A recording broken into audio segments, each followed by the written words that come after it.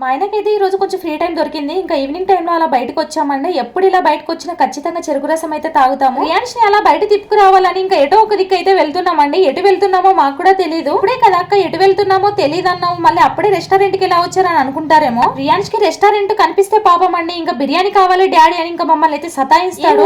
ఒక్క అన్ని రియాన్స్ మీద చాడీలు చెప్పకు, వాడికి రెస్టారెంట్ అంటే తెలుసా అసలు అని అనుకుంటారేమో. ఏం లేదండి, మేము 2-3 టైమ్స్ అయితే ఇలా రెస్టారెంట్ కి వస్తాం కదా, వాడు ఖచ్చితంగా గుర్తు పెట్టుకుంటాడండి, అలా అడుగుతాడు అన్నట్టు. రెస్టారెంట్ లో ఫుడ్ మాత్రం సూపర్ ఉంటుందండి. బ్యాంబో రెస్టారెంట్ చాలా మందికి తెలిసే ఉంటుంది. రెస్టారెంట్ మొత్తం వెదురు బొంగులతో కట్టారండి, చాలా బాగా కట్టారు. అసలు చాలా బాగా అనిపించింది నాకు చూడగానే. తినేసి బయటకైతే వచ్చామండి. నిజం చెప్పండి, బిర్యానీ తిన్నాక ఎంతమంది సోంపు మిస్ అయ్యారు నాలాగా ఒకసారి కామెంట్ చేయండి. నాకైతే బయటకు వచ్చాక గుర్తొచ్చింది సోంపు తినాలని, నాకు చాలా ఇష్టం అండి. వీడియో కొంచెం లేట్ గా పెడుతున్నాను ఏమనుకోకండి. ఇది 26 జనవరి రోజు తీసిన వీడియో. ఇంకా నెక్స్ట్ డే అయితే ఇక్కడ రియాన్స్ అయితే ఇలా రెడీ చేయించానండి. మనోడు సెల్యూట్ చేయమంటే ఎంత ఓవర్ యాక్షన్ చేస్తున్నాడు చూసి. తలకి ఇది పెడితే అసలు పెట్టుకోవట్లేడండి, అసలు తీసేస్తున్నాడు. కనీసం ఫోటోలు దిగేదాకానైనా ఉంచుకోరా బాబు అంటే అసలు ఉంచుకోవట్లేడండి. బాగా రెడీ చేసి పంపిస్తే మళ్ళీ వచ్చేసరికి అయితే ఒక్కటి కూడా ఉండదండి, అన్ని తీసేసుకొని ఎక్కడో పడేసి వస్తాడు. రియాన్స్ మంచిగా సెల్యూట్ చేయరా, చిన్న వీడియో తీసుకుంటా అంటే వాడు డబుల్ యాక్షన్ చూసారా ఎలా చేస్తున్నాడో.